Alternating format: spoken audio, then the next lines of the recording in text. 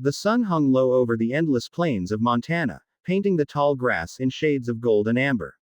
The wind whispered through the fields, carrying the faint scent of wildflowers and earth. Elias Kane, a rugged cowboy with a weathered face and a heart hardened by years on the frontier, knelt beside a woman lying motionless in the grass. Her dress, once a pristine cream, was now torn and stained with blood. A bruise darkened her cheek, and her auburn hair spilled across the ground like a halo. Elias's calloused hands hovered over her, unsure whether to touch her or let her be. His eyes, sharp and wary, scanned the horizon for any sign of danger. The arrow pointing to her in his mind wasn't just a mark, it was a question. Who was she, and why was she here, bleeding in the middle of nowhere? Elias had been riding the range, checking on his cattle, when he'd spotted her. At first, he thought it was a trick of the light, a mirage born of too many lonely days. But as he drew closer, the reality hit him like a stampede. She was real, and she was hurt. Badly. He dismounted his horse, a loyal bay named Whiskey, and approached cautiously. The plains were no place for a woman alone, especially not one dressed like she'd stepped out of a frontier town's Sunday best. Her bonnet lay a few feet away, trampled into the dirt. Elias's gut twisted. This wasn't right. Ma'am, he called softly, his voice rough from disuse. No response. Her chest rose and fell, shallow but steady. She was alive, at least. He knelt closer, his hands brushing the grass as he checked her wounds. A gash on her leg oozed blood, and her arm was scraped raw.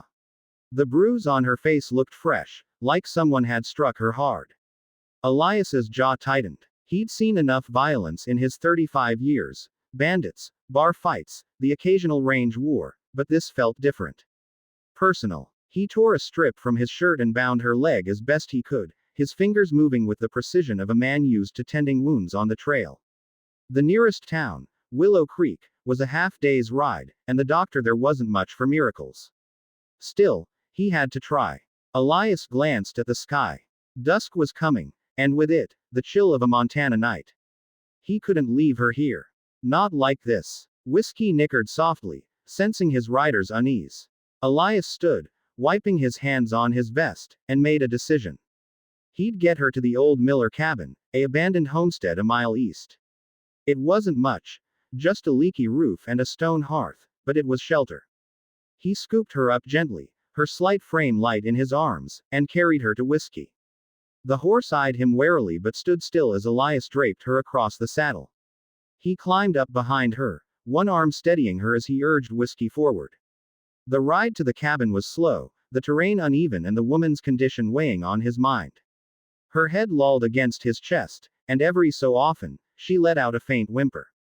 Elias kept his eyes on the path, but his thoughts raced.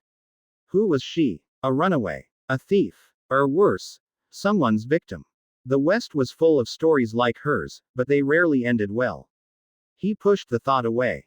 He wasn't one for fairy tales, but he wasn't about to let her die out here either. The Miller cabin came into view as the last light faded. It was a squat, weathered thing, its windows dark and its door hanging crooked on its hinges. Elias dismounted, carrying the woman inside. The air was stale, thick with the smell of dust and old wood. He laid her on a rickety cot in the corner, then set to work. He found a bucket by the door, filled it from a nearby stream, and cleaned her wounds with a rag. The gash on her leg was deep but not fatal. The bruise on her face worried him more, it hinted at a story he wasn't sure he wanted to hear. As he worked, her eyes fluttered open. They were green, like the prairie after a rain, and clouded with pain. Where? She whispered, her voice barely audible. Easy, ma'am, Elias said, keeping his tone low. You're safe. Found you out in the grass. What's your name? She blinked, her gaze unfocused. Clara, she murmured, then winced as she tried to sit up.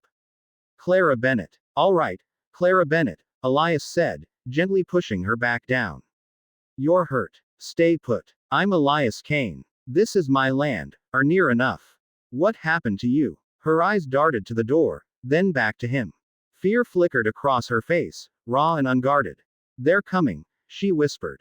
They'll find me. Elias's hand went to the revolver at his hip, a reflex born of years on the frontier. Who's coming? Clara's breath hitched. My husband. And his men. They think I stole something. Elias raised an eyebrow but kept his voice steady. Did you? She hesitated, then shook her head. No. But they won't believe me. They never do. He studied her for a long moment.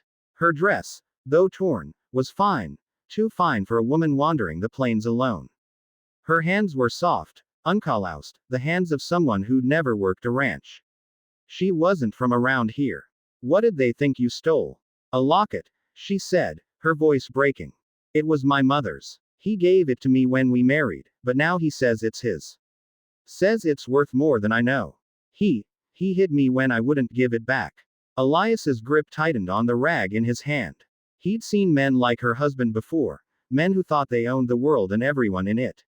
Where's this locket now? Clara's hand went to her neck, where a faint chain glinted beneath her collar. Here, she said, pulling it out.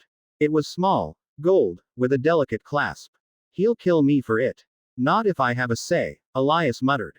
He stood, peering out the cabin's grimy window. The plains were dark now, the stars just beginning to prick the sky. If her husband was coming, they didn't have much time. He turned back to her. Can you ride? Clara nodded weakly. I think so. Good. We're heading to Willow Creek at first light. Doctor there can patch you up proper. Till then, you rest. I'll keep watch. She grabbed his arm, her grip surprisingly strong. You don't understand. He's not just a man. He's got money, power. He owns half the territory.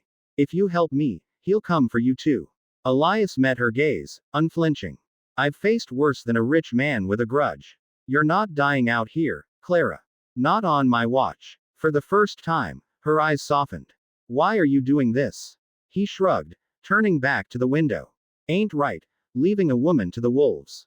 Besides, I've got nothing left to lose. The night passed in tense silence. Elias sat by the door, his rifle across his lap, listening for the sound of hoofbeats.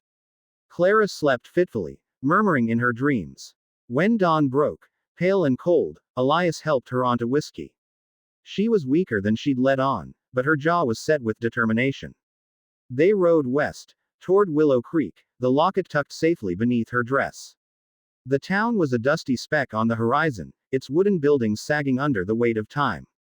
Elias knew the sheriff there, a man named Hargrove who owed him a favor or two. If anyone could stand up to Clara's husband, it was him.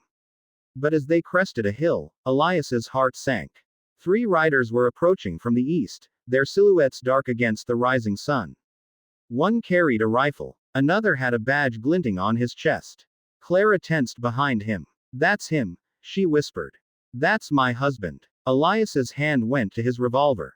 Stay close, he said. This ain't over yet. The plains stretched wide around them, offering no cover, no escape. But Elias Kane wasn't the kind to run. As the riders drew closer, he squared his shoulders and faced them down, the weight of Clara's trust heavy on his back.